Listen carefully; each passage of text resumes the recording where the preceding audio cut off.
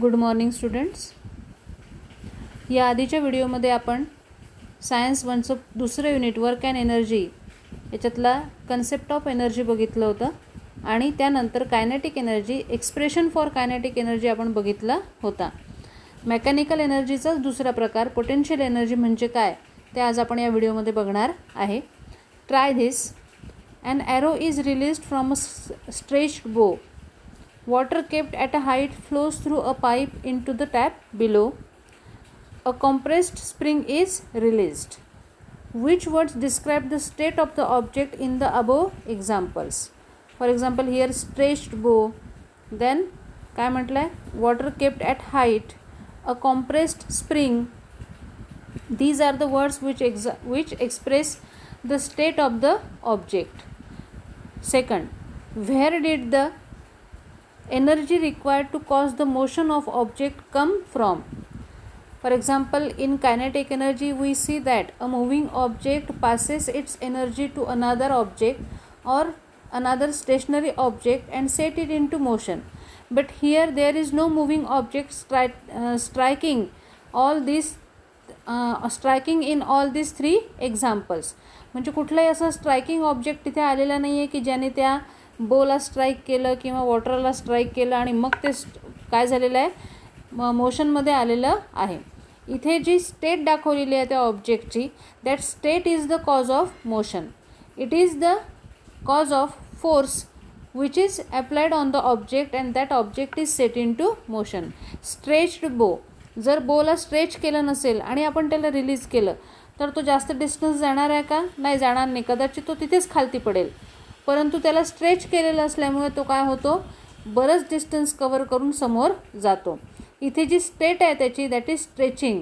ही state काय आहे तिथे महत्त्वाची आहे. This energy is possessed by the object because of its particular state. And इथे डेफिनेशन दिलेली आहे आपल्याला. The energy is stored in an object because of its specific state or position is called potential energy. Like here, arrow is stretched, water kept at height, it is also having potential energy.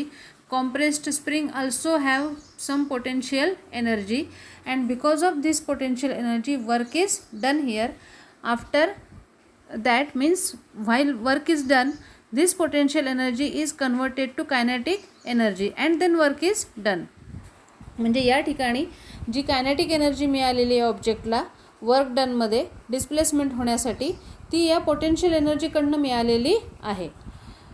Hold a chalk at a height of 5 centimetre from the floor and release it.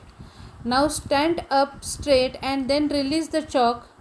Is there a difference in the result of the two activities? If so why? Yes, there is a difference. 5 centimetre म्हणजे काही खूप जास्त अंतर नाही झालं जमिनीपासून. तिथून जर आपण चॉक सोडला असेल तर आपल्याला फारसा फरक पडणार नाही, दिसणार नाही. कदाचित चॉकचे 2 तुकडेसुद्धा होणार नाहीत. पण आपण जर उभे राहिलो आणि मग काय केलं, चॉकला सोडलं तर काय झालेलं आहे, तिथे आपल्याला चॉकचे तुकडे झालेले आपल्याला दिसतील. काय केलं आपण पहिल्या याच्यामध्ये, त्या चॉकला फक्त 5 सेंटीमीटरच काय केलं आहे, वरती उचललेलं आहे. दुसऱ्या एक्झाम्पलमध्ये आपण त्याला बरंच वरती उचललेलं आहे. जेवढी आपली हाईट आहे तेवढं वरती उचललेलं आहे. म्हणजेच इथं काय झालेलं आहे, is there a difference in the results of the two activities? If so why? Yes, there is a difference between the results of the two activities. Why? Because we kept the chalk at different heights in these two examples. पहिल्या याच्यामध्ये फक्त 5 centimetre, तर दुसऱ्या याच्यामध्ये 5 सेंटीमीटरपेक्षा बराच जास्त. म्हणजे थोडक्यात आपल्याला असं म्हणता येईल की ही जी एनर्जी आहे पोटेन्शियल एनर्जी, ही कुठे ना कुठे हाईटवरती अवलंबून आहे. नाव expression for potential energy. To carry an object of mass m to a height h above the earth surface, a force equal to mg has to be used against the direction of the gravitational force. The amount of work done can be calculated as follows. Here the force applied is not ma, it is mg. Why? Because here object is lifted in vertical direction. एका सरळ उभ्या vertical डायरेक्शनमध्ये ऑब्जेक्टला वरती घेतलेलं आहे, चढवलेलं आहे. त्या केसमध्ये ॲक्सेलरेशन जे निर्माण झालं असेल दॅट इज ग्रॅव्हिटेशनल ॲक्सेलरेशन, आणि म्हणून मग फोर्स जो आहे that is m into g. Displacement किती आहे, it is equal to height h and therefore W is equals to mgh. This is work done on the object and this work done is the amount of potential energy stored in the object because of its displacement. म्हणजे हे जे work done आहे हेच work done त्या ऑब्जेक्टमध्ये potential एनर्जीच्या स्वरूपामध्ये काय होणार आहे, स्टोअर होणार आहे. आणि म्हणून मग PE is equals to mgh. Displacement to height h causes energy equal to mgh to be stored in the object. म्हणजे h एवढ्या हाईटवरती जर त्या ऑब्जेक्टला उचललं असेल तर mgh एवढी पोटेन्शियल एनर्जी त्या ऑब्जेक्टमध्ये काय होते, स्टोअर होते. जसे की water kept at high levels. बिल्डिंगमध्ये वॉटर सगळ्यात वरच्या मजल्यावरती टाकीमध्ये चढवलेलं असतं, ठीक आहे. सगळ्यात खालच्या मजल्यावरती राहणाऱ्या लोकांना त्या पाण्यामध्ये टॅप वॉटरमध्ये सगळ्यात जास्त प्रेशर तिथे मिळतं, सगळ्यात वरच्या लोकांना कमी मिळतं. याचं कारण असं की खालच्या लोकांपासून त्या वरच्या पाण्याची हाईट कशी असते, जास्त असते. More is the potential energy, more is the work done. ठीक आहे. आता याच्यानंतरचं पार्ट आहे ट्रान्सफॉर्मेशन ऑफ एनर्जी. त्याच्या आधीचं जे अजय अतुल ॲक्टिव्हिटी दिलेली आहे ती आता तुम्हाला डू ॲट होम करायची आहे, ठीक आहे. आता ट्रान्सफॉर्मेशन ऑफ एनर्जी पाहू आपण. Which are the different forms of energy, which type of energy is used in each of the following processes. आता खालती आपल्याला काही प्रोसेस दिलेल्या आहेत, यामध्ये कुठल्या प्रकारची एनर्जी वापरली गेली आहे ती आपल्याला सांगायचं आहे. आपल्याला डिफरंट फॉर्म्स ऑफ एनर्जी आपल्याला माहिती आहे, mechanical energy, heat energy, sound, chemical, light, electrical, all these are different forms of energy. पहिल्या याच्यामध्ये आहे a stretch piece of rubber. Stretch केला आहे, स्ट्रेच म्हटल्यानंतर एक पर्टिक्युलर पोझिशन आलेली आहे, therefore it is having potential energy. Fast moving car, it is having kinetic energy. The whistling of cooker due to steam, इथे काय झालेलं आहे, स्टीम एनर्जी म्हणजे प्रेशर एनर्जी इथे वापरलेली आहे. The crackers exploded in Diwali, having chemical energy. A fan running on electricity, इथे kinetic energy आहे, इलेक्ट्रिकल एनर्जी पण आहे. Drawing out pieces of iron from garbage using a magnet, it is magnetic energy. Breaking of glass window pane because of loud noise, it is sound energy. Now energy can be transformed from one type to another and again reused. For example, the exploding firecrackers convert the chemical energy stored in them into light, sound and heat energy.